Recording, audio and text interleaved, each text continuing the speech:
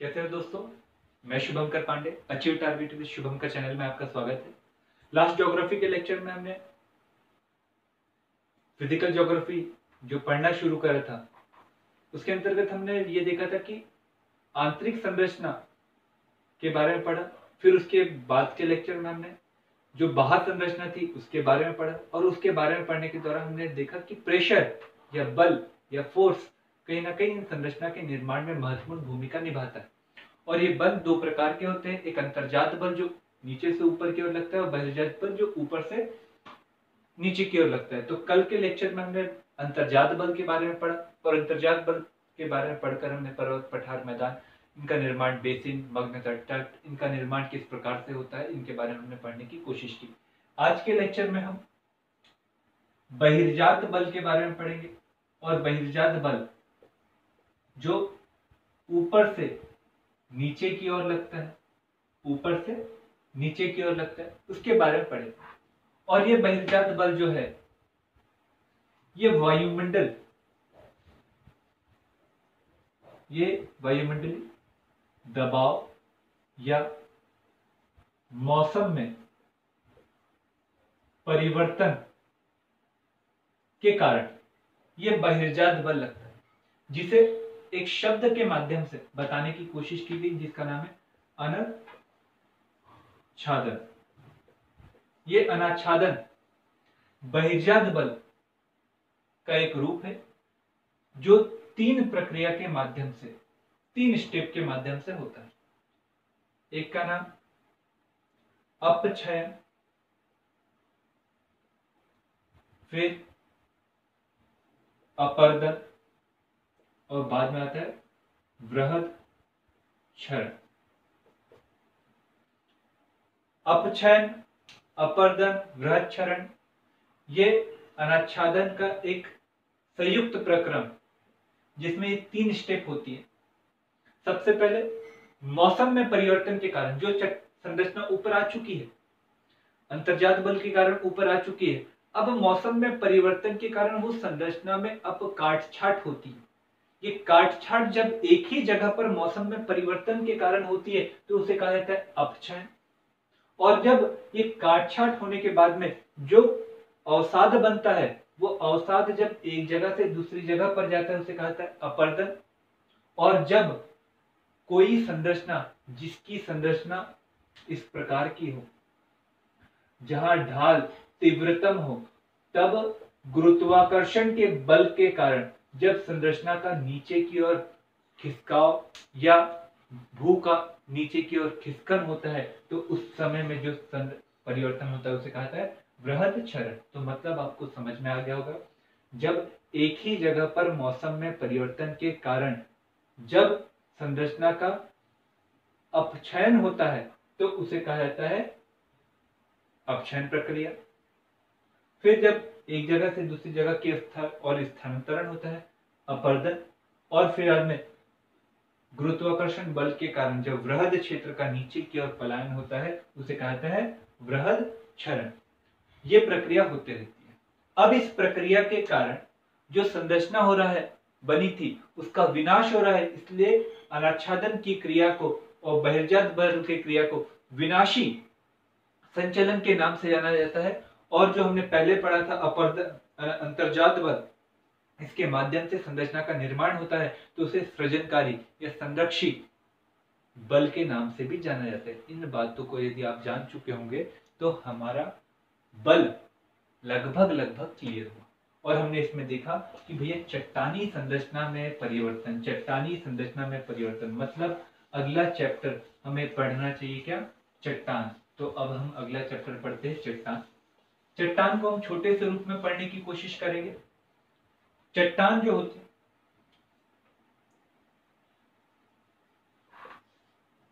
ये हमें तीन प्रकार की दिखाई देती है। कितने प्रकार की बेटा? तीन प्रकार की। पहली चट्टान जिसे मूल चट्टान या प्रारंभिक चट्टान के नाम से जाना जाता है, आग्नेय, इग्नियस रॉक्स। सेकंड अवसादी या सेडिमेंट्री रॉक्स। और तीसरी आती है रूपांतरित या कायांतरित चट्टान। आग्नेय चट्टान, इस चट्टान का निर्माण मैग्मा या लावा के ठंडे होने से होता है। मैग्मा या लावा के ठंडे होने से आग्नेय चट्टान का निर्माण होता है। अवसादी चट्टान, इस चट्टान का निर्माण अवसादों का लगातार अपरदन, अपरदन मतलब एक जगह से दूसरी जगह की ओर स्थानांतरण, साथ ही अपरदन के साथ परतों के रूप में जमाव के बाद जिस चट्टान का निर्माण होता है उसे अवसादी चट्टान या परतदार चट्टान के नाम से जाना जाता है। आगे समझ। तीसरी चट्टान है रूपांतरित चट्टान या कायांतरिक चट्टान। अत्यधिक ताप, ताप कैसा है? अत्यधिक। और दाब भी कैसा है? अत्यधिक। अत्यधिक ताप एवं दाब में विघटन की अनुपस्थिति में जिस चट्टान का निर्माण होता है उसे कहा जाता है रूपांतरित कायांतरिक चट्टान। ये हो गई परिभाषा। अब हम इन चट्टानों की एक एक करके विशेषता देखने की कोशिश करते हैं ताकि हमें पता चल जाए कि कौन सी चट्टान की विशेषता किस प्रकार की है। तो हम शुरुआत करते हैं आग्नेय चट्टान से। सबसे महत्वपूर्ण चट्टान जिसका विस्तार हम देखें तो आंतरिक संरचना में बहुत अधिक मात्रा में होता है। तो हम आग्नेय चट्टान को देखने की कोशिश करते हैं। आग्नेय चट्टान लिखिएगा कॉपी में, आग्नेय आग्नेय चट्टान।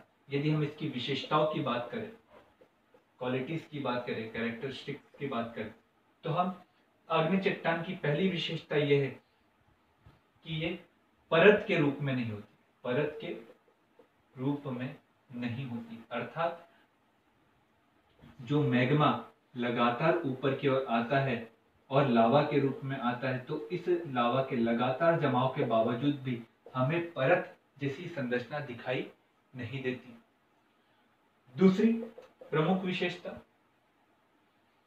इस चट्टान का निर्माण जो होता है वो ऊपर आने के बाद में मैग्मा के ठंडे होने पर होता है। और ठंडे होने पर होने के कारण ठंडे की होने की दर का चट्टानी संरचना से उल्टा संबंध होता है। अगर ठंडा बहुत जल्दी जल्दी होगा, जो चट्टान जो बनेगी वो भुरभुरी किस्म की बनेगी, उसके जो कण रहेंगे वो छोटे छोटे बारीक बारीक रहेंगे। तो यही कारण है कि चट्टान जो रहती है आग्नेय किस्म की, वो बाहर मतलब पृथ्वी की सतह की ओर वो हमें भुरभुरी किस्म की दिखाई देंगी, और जो आंतरिक रहेंगी वो वृहद रूप में दिखाई देंगी। कोई दिक्कत? तीसरी विशेषता, इस चट्टान का निर्माण मैग्मा या लावा के ठंडे होने के फलस्वरूप बनता है। तो स्वाभाविक रूप से इसमें आपको जीवाश्म जैसे तत्वों की आपको अनुपस्थिति दिखाई देंगी। तो जीवाश्म की क्या होती है इसमें? अनुपस्थिति, जीवाश्म नहीं पाए जाएंगे।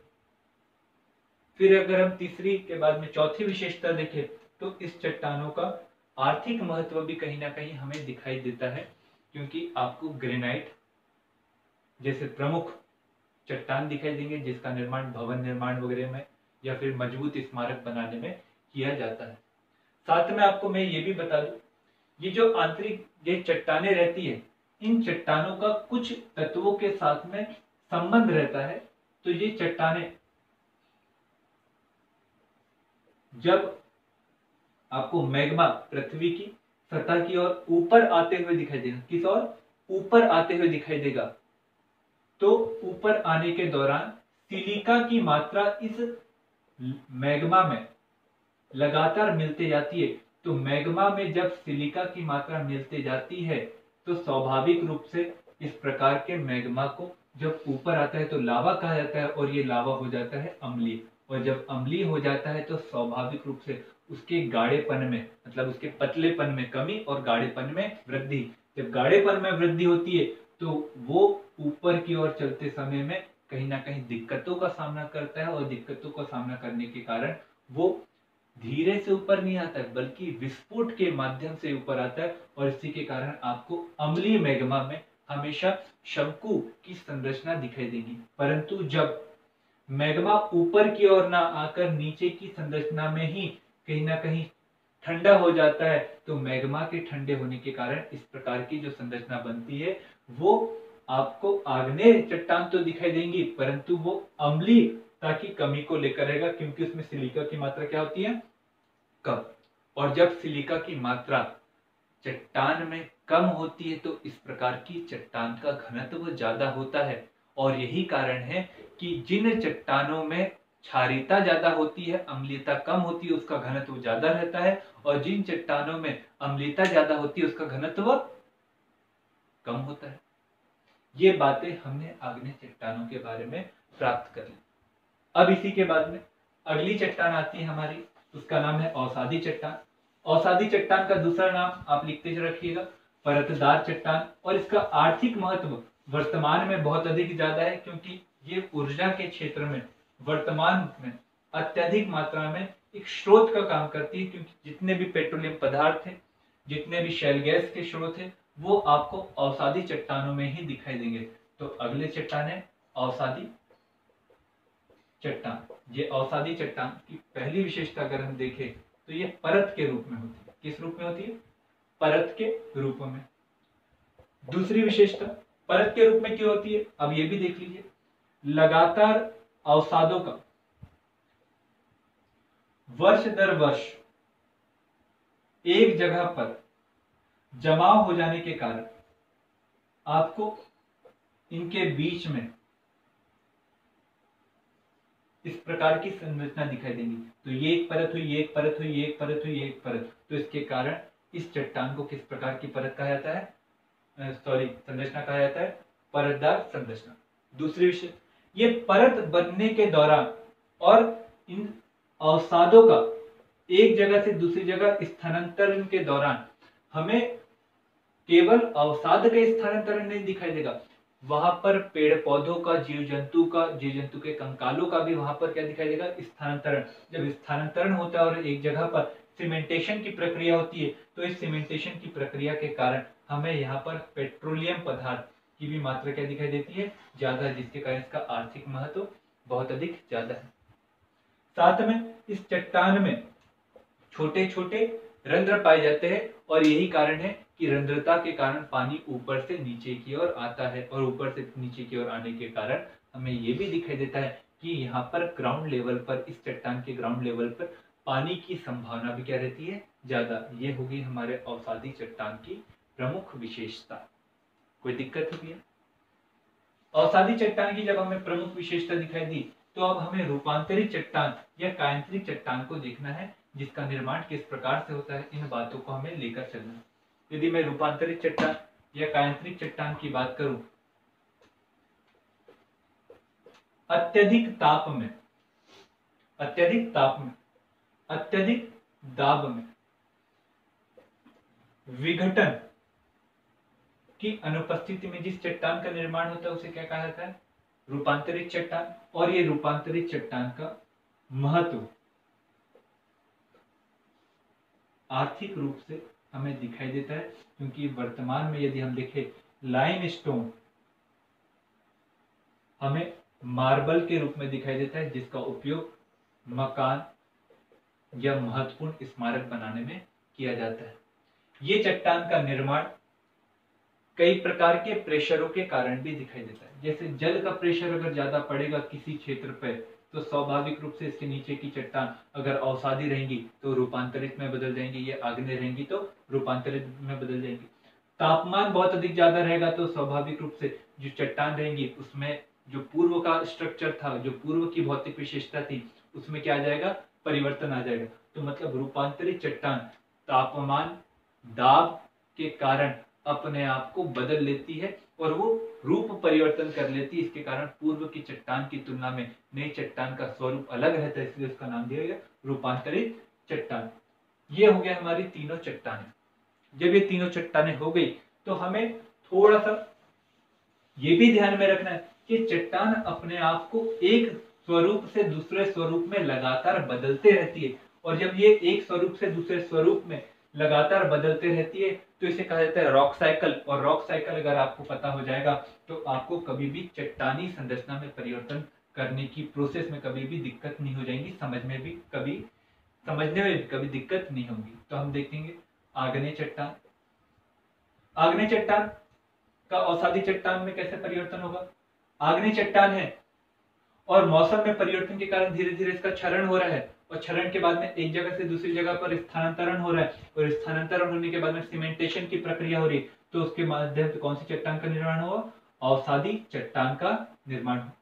और जब ये अवसादी चट्टान अत्यधिक ताप में, अत्यधिक प्रेशर में, परंतु विघटन नहीं हो रहा है, तो कौन सी चट्टान का निर्माण हुआ? रूपांतरित चट्टान का निर्माण हुआ। और जब ये रूपांतरित चट्टान मैग्मा के प्रभाव में आई तो स्वाभाविक रूप से इसने अपने रूप को परिवर्तित किया और पिघल कर किस में बदल गई?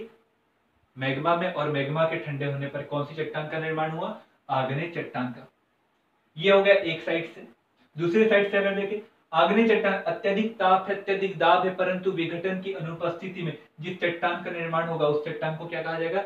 रूपांतरित चट्टान। और जब ये रूपांतरित चट्टान मौसम में परिवर्तन के कारण लगातार अपक्षयन होता है, और अपक्षयन के बाद अवसाद का निर्माण होता है, और अवसाद का एक जगह से दूसरी जगह अपर्दन होता है, तो हमें जिस चट्टान का परतों के रूप में जमाव के बाद में रूप दिखाई देता है उसे कहा जाता है अवसादी चट्टान। ये हो गया हमारा रॉक साइकिल। कभी आपसे पूछा जाता है कि रॉक साइकिल को समझाइए, तो इस डायग्राम के माध्यम से आप इस प्रकार के एरो का निर्माण करके आप बता सकते हो कि भैया अवसादी चट्टान का निर्माण हुआ। और यही अवसादी चट्टान जब मैग्मा के प्रभाव में आती तो पिघलती, और पिघलने के बाद जब ठंडी होती है तो कौन सी चट्टान का निर्माण होता है? आग्नेय चट्टान। ये हो गया हमारा रॉक साइकिल कंप्लीट। आपसे प्रश्न पूछे तो कभी भी दिक्कत का सामना मत करिएगा। एक प्रश्न लिखिएगा, थोड़ा सिस्टमेटिक रूप में लिखिएगा। पहला प्रश्न, यदि अम्लीयता ज्यादा है तो इस प्रकार की चट्टान जो आग्नेय किस्म की है उसका घनत्व ज्यादा रहेगा कि कम रहेगा? दूसरा प्रश्न लिखिए, अपर्दन के माध्यम से किस चट्टान का निर्माण होता है? तीसरा लिखिए, अत्यधिक ताप एवं दाब में विघटन की अनुपस्थिति में किस चट्टान का निर्माण होता है? ये 3 प्रश्न है। इन तीनों प्रश्नों को सॉल्व करिए, और सॉल्व करने के बाद में कमेंट बॉक्स में लिखिए। यदि आपको वीडियो अच्छे लगे हो तो आप जरूर उसको लाइक करिए, शेयर करिए, चैनल को सब्सक्राइब करिए, ताकि उन लोगों तक के वीडियो पहुंच सके जो कहीं ना कहीं लॉकडाउन की उपस्थिति में, लॉकडाउन के कारण अपनी शिक्षा को कहीं ना कहीं बाधित कर बैठे। Thank you.